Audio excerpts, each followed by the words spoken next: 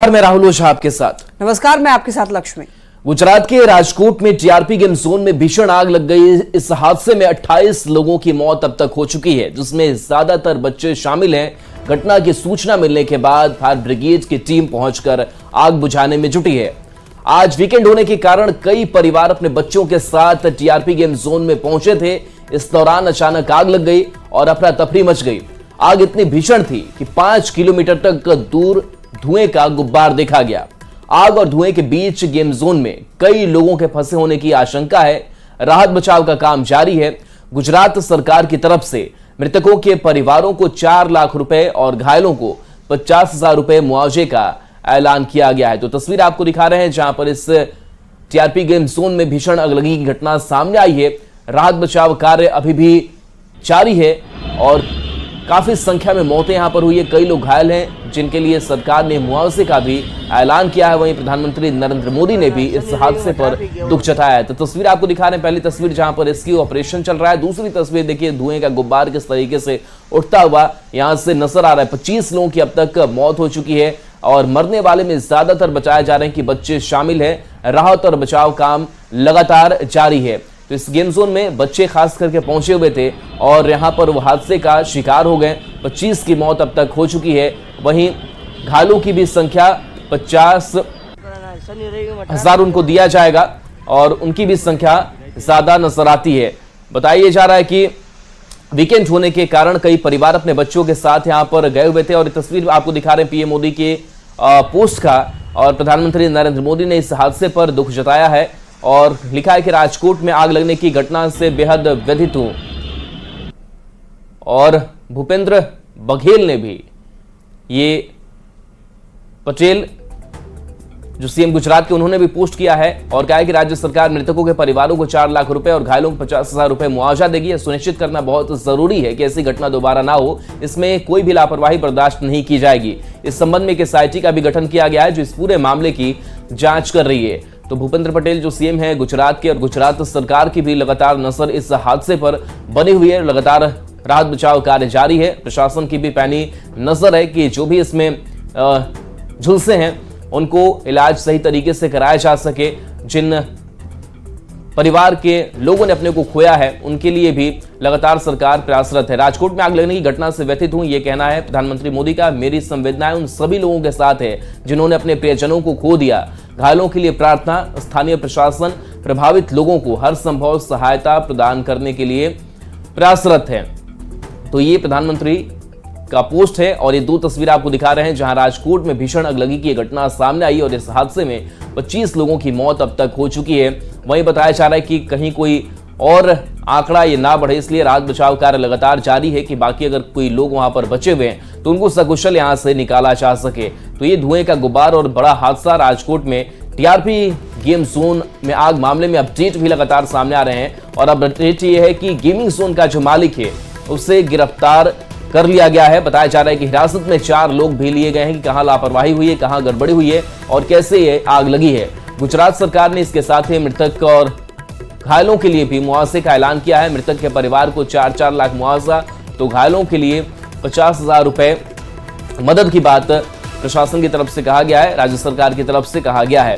तो राज्य सरकार से लेकर केंद्र सरकार सबकी नजर है। ये 4 तस्वीरें इस पूरे हादसे को लेकर आपको दिखा रहे हैं। गेमिंग जोन में आग लगी है जिसमें 25 से ज्यादा लोगों की मौत हो गई है। वहीं मालिक को हिरासत में लिया गया है जो इस गेमिंग जोन का मालिक है और उससे भी पूछताछ की जा रही है। इसके साथ साथ और भी कई लोग हिरासत में लिए गए हैं जिनसे पूछताछ की जा रही है। साथ ही जांच के लिए एसआईटी का भी गठन किया गया है और एसआईटी इस पूरे मामले की जांच करेगी कि कहां से गड़बड़ी हुई, क्या मालिक की तरफ से किस तरीके से गड़बड़ी हुई। इन सारी गड़बड़ियों की जांच की जाएगी और इस पूरे मामले पर लगातार नजर केंद्र सरकार से लेकर के गुजरात सरकार की।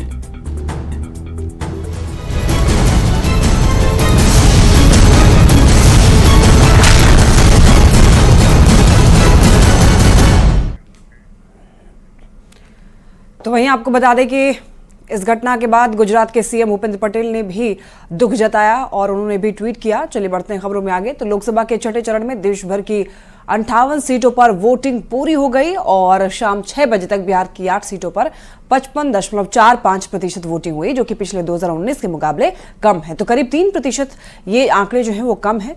2019 में इन 8 सीटों पर 58.47% मत पड़े थे। हालांकि ये जो फाइनल आंकड़ा है सामने आने के बाद वोट प्रतिशत में थोड़ी बढ़ोतरी हो सकती है, लेकिन 2019 के मुकाबले वोटिंग कम हुई है।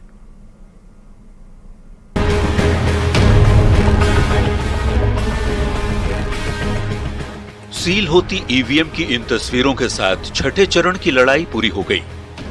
देश भर की 58 सीटों पर जनता जनार्दन ने अपना वोट ईवीएम में कैद कर दिया।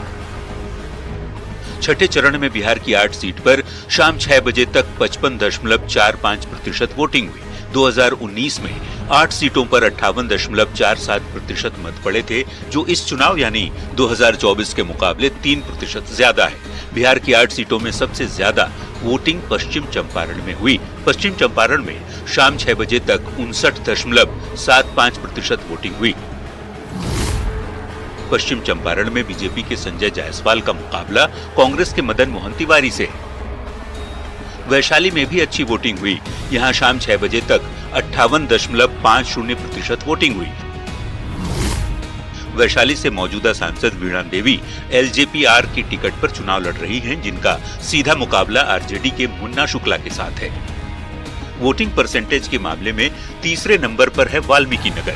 वाल्मीकि नगर लोकसभा सीट पर 58.25% वोटिंग हुई। यहां जेडीयू के सुनील कुशवाहा और आरजेडी के दीपक यादव के बीच सीधी लड़ाई देखने को मिली है। पूर्वी चंपारण में 57.30% वोटिंग हुई। पूर्वी चंपारण में बीजेपी के राधा मोहन सिंह और वीआईपी से राजेश कुमार के बीच सीधा मुकाबला है। शिवहर में सीधी लड़ाई जेडीयू की लवली आनंद और आरजेडी की रितु जायसवाल के बीच है। शिवहर में 56.30% वोटिंग हुई। बाकी बची बिहार की 3 सीट पर 55% से भी कम वोटिंग हुई है। सबसे दिलचस्प मुकाबले वाले सिवान में 52.50% वोटिंग हुई। सिवान में जेडीयू से विजय लक्ष्मी कुशवाहा और आरजेडी के अवध बिहारी चौधरी किस्मत आजमा रहे हैं, जिनकी राह को शहाबुद्दीन की पत्नी हिना शहाब ने निर्दलीय चुनाव लड़कर मुश्किल बना दिया है। लोकसभा चुनाव के छठे चरण में महाराजगंज की भी खूब चर्चा हो रही है।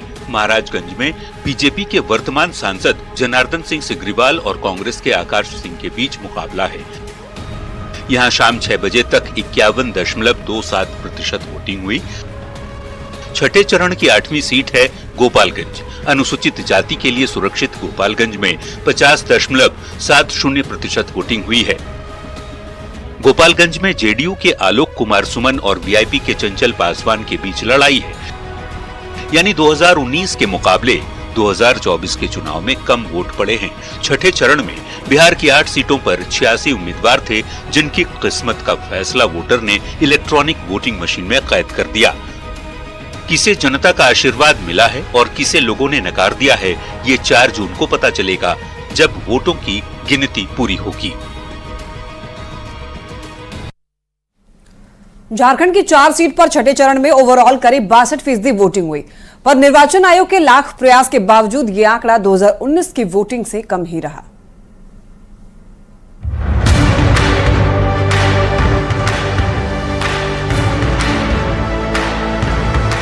झारखंड की 4 सीट पर छठे चरण में लोकतंत्र का महापर्व संपन्न हो गया। ओवरऑल 62.13% वोटिंग हुई। इस बार सबसे ज्यादा जमशेदपुर में 66.79% वोटिंग हुई।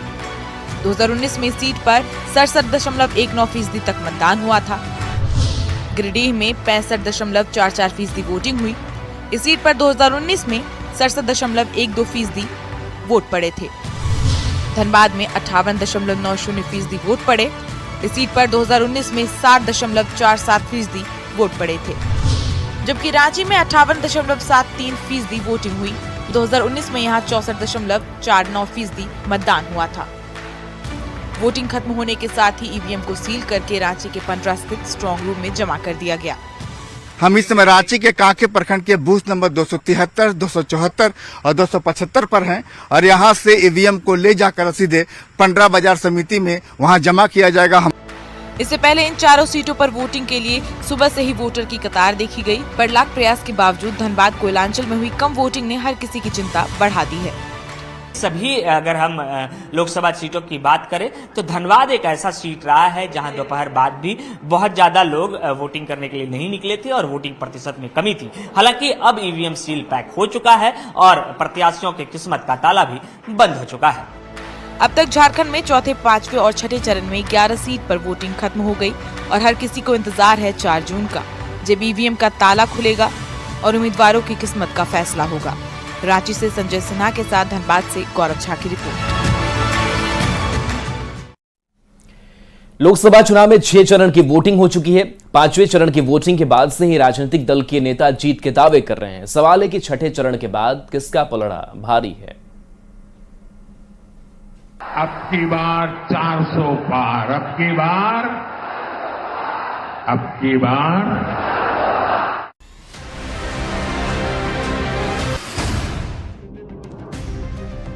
2024 का चुनाव अपने अंतिम चरण में पहुंच चुका है। फिर एक बार, फिर एक बार, फिर एक बार, फिर एक बार। 6 फेज की वोटिंग के बाद जीत के दावों का दौर तेज हो चुका है। ये जैसे ही ये हेलीकॉप्टर में चक्कर मारने का समय उनका पूरा होगा, जेल का रास्ता तय हो जाएगा। 7वें चरण के पहले ही कोई 400 पार का नारा लगा रहा है। 4 जून, 4 जून, 4 जून। तो कोई 2024 में पूरी तरह चित्त कर देने की भविष्यवाणी कर रहा है। इस बार देश की जनता इनको 140 सीटों के लिए भी तरसा देगी। गृह मंत्री अमित शाह ने तो 5वें चरण के बाद से ही दावा कर दिया है कि मोदी जी 310 पार कर चुके हैं। 5 चरण में मोदी जी 310 सीट प्राप्त कर चुके हैं, सरकार बना चुके। ऐसा नहीं है कि ये दावे सिर्फ सत्ता पक्ष की तरफ से ही किए जा रहे हैं। जीत के दावों की दौड़ में विपक्ष भी पीछे नहीं है। पहले चरण से गुस्सा देख रहे हैं, ये 7वें चरण में जनता का गुस्सा 7वें आसमान पर होगा, 7वें आसमान पर। नेताओं के दावों के बीच बता दें कि अब तक देश भर की जिन 486 सीटों पर वोटिंग हो चुकी है, 2019 में उनमें से बीजेपी के खाते में 278 सीट आई थी, कांग्रेस के खाते में 44 सीट गई थी। अब बात एनडीए और यूपीए की करें तो इन 486 सीटों में से एनडीए के खाते में 320 सीट गई थी, जबकि यूपीए के हिस्से 87 सीट आई थी, जबकि अन्य यानी निर्दलीय सहित छोटी पार्टियों के खाते में 79 सीट आई थी। सिर्फ छठे चरण की बात करें तो 58 में से अकेले 40 सीट बीजेपी के खाते में गई थी, जबकि सहयोगियों को 5 सीट पर जीत मिली थी। यानी 2019 में छठे फेज की 58 सीट में से एनडीए के खाते 45 सीट आई थी। छठे चरण में कांग्रेस के खाते में एक भी सीट नहीं आई थी। 2 सीटें सपा और नेशनल कॉन्फ्रेंस के खाते में जरूर गई थी, जबकि बाकी बची 11 सीट पर अन्य यानी अदर्स को जीत मिली। बात 7वें और आखिरी चरण की करें तो 7वें फेज में देश भर की 57 सीटों पर चुनाव है। अभी सभी दलों ने अपना पूरा फोकस 7वें चरण की 57 सीटों पर लगा दिया है। 7वें फेज की सीटों में 2019 में बीजेपी 25 सीट पर जीती थी, जबकि कांग्रेस को 8 सीट पर जीत मिली थी। वहीं एनडीए के खाते में 33 सीटें आई थी, जबकि यूपीए को 12 सीट पर जीत मिली थी। 12 सीटों पर ही अन्य के उम्मीदवार भी जीते थे। अब यदि 400 पार का आंकड़ा पार करना है तो बीजेपी को 73.66% का स्ट्राइक रेट चाहिए। शायद इसी को देखते हुए अमित शाह ने 5वें चरण तक 310 पार करने का दावा किया। वैसे फाइनल रिजल्ट तो 4 जून को ही पता चलेगा, जब वोटों की गिनती होगी। तब तक दावों का दौर यूं ही जारी रहने वाला है। Bureau report, news 18। और चलिए ब्रेक का वक्त तो चला है, जल्द वापस आते हैं।